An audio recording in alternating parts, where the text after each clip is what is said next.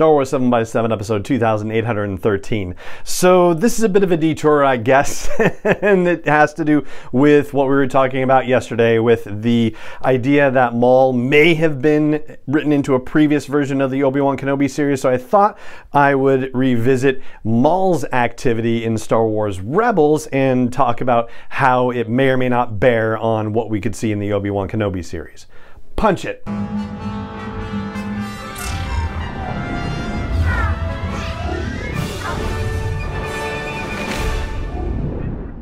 Hey Rebel Rouser, I'm Alan Voivod and this is Star Wars 7x7, your daily dose of Star Wars joy.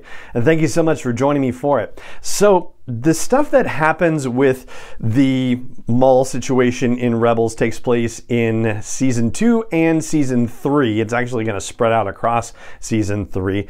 And so I thought, we could take a little bit of time to play with this because it also involves the Inquisitorius and it also involves Ahsoka Tano. And it starts in an episode called Shroud of Darkness, which is the 18th episode of Season 2. Basically, the Ghost Crew is trying to figure out how the Inquisitorius keeps managing to track them down, and they want to defeat the Sith once and for all. So they go into the Jedi Temple on Lothal, and what they are told by a Ghost Yoda is that they should go to Malachor. And Malachor is a world that had previously been forbidden to the Jedi. It was considered off limits because there's all sorts of terrible Sith stuff happening there, and there's a Sith temple, but naturally they decide to go there anyway, and that's where the whole season finale of Season 2, the Twilight of the Apprentice episode, takes place, where Ahsoka has her battle with Darth Vader, that whole consequential thing. But while they're there, they also encounter somebody who refers to himself as the Old Master, and it's none other than Maul, who says his ship crash landed on Malachor, and as he starts to get to know Ezra, he says that he's no friend of the Sith, and the Sith took him from his family and killed his family and all this stuff. And Ezra's like, yeah, I can get with that because of course the Empire did very bad things to his family as well. And there's so much amazing stuff that happens in Twilight of the Apprentice, so I'm going to try to limit our discussion to what's going to be relevant to the whole Kenobi conversation.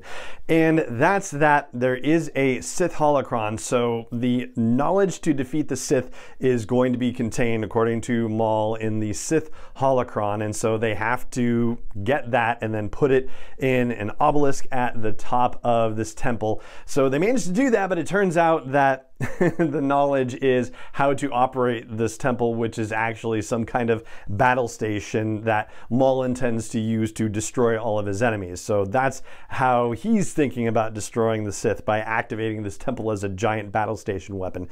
Not exactly the kind of knowledge that I think Ezra and company were looking for, but so be it. And ultimately Maul is knocked into a chasm, but yeah, Maul in chasms, he's bound to survive a long fall, and they ultimately leave with the Sith holocron. So now the Rebels are in possession of both a Jedi holocron, which we've seen earlier in the season of Rebels, and a Sith holocron.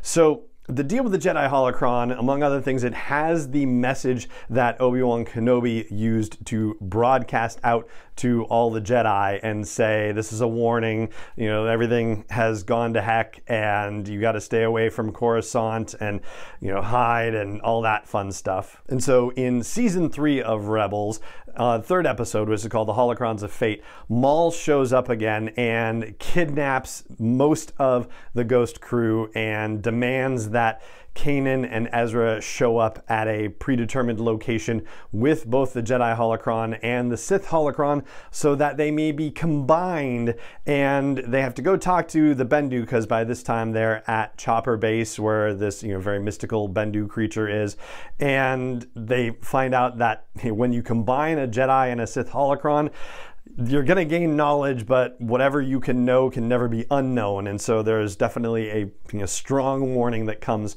from this whole potential encounter. So Ezra and Kanan get the holocrons and they go to meet Maul, and Maul has to sit with Ezra and they have to open their holocrons together and combine them. And there's all sorts of other, backstabbing things that Maul does in the meantime. And so what happens is Ezra and Maul sit together, and Ezra knows that knowledge is going to happen and that he can ask whatever he wants of this combination of holocrons to hopefully get an answer to the questions that he most desperately wants answered.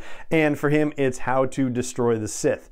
And Maul says he's just looking for hope, whatever that may be. And so when they start, he's only seeing oblivion, he's seeing nothingness, and he's like, I have to probe deeper, and all this other stuff is happening, and this, massive light is emanating from the combination of the two holocrons, and Kanan can actually see them. Kanan, by the way, was blinded in the midst of the battle with Maul in Twilight of the Apprentice at the end of season 2, so there's that, but he can actually see them in the Force because it's so strong what's happening between the two of them and the holocrons there. And what the two of them see as a result of combining the knowledge of the Jedi and Sith holocrons, they both get an image of Obi-Wan Kenobi, which is fascinating because when you think of it from Ezra's perspective, the idea of who's going to destroy the Sith, well, it's not necessarily going to be Obi-Wan, but Obi-Wan is protecting the person who will ultimately destroy the Sith.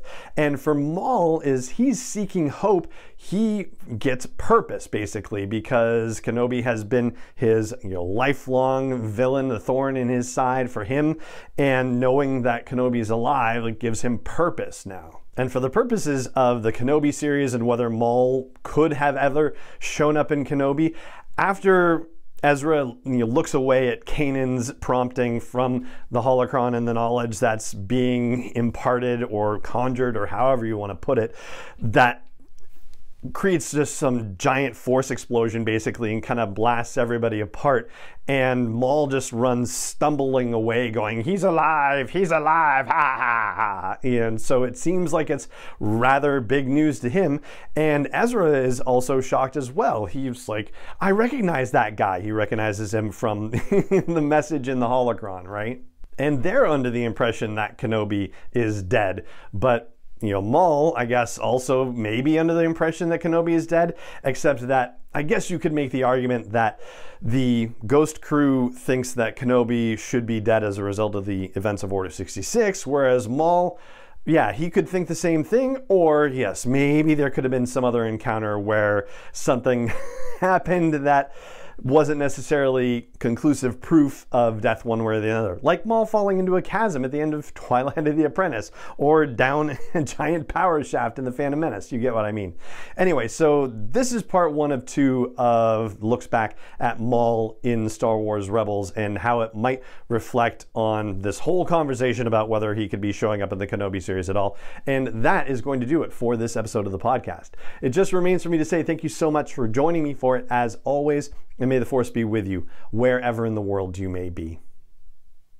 Star Wars 7x7 is not endorsed or sponsored yet by Lucasfilm Limited, Disney, or 20th Century Fox, and is intended for entertainment and information purposes only. Star Wars, the Star Wars logo, all names and pictures of Star Wars characters, vehicles, and any other Star Wars-related items are registered trademarks and/or copyrights of Lucasfilm Limited, or their respective trademark and copyright holders. May the Force be with them. All original content is copyright 2021 by Star Wars 7x7. We hope you love it.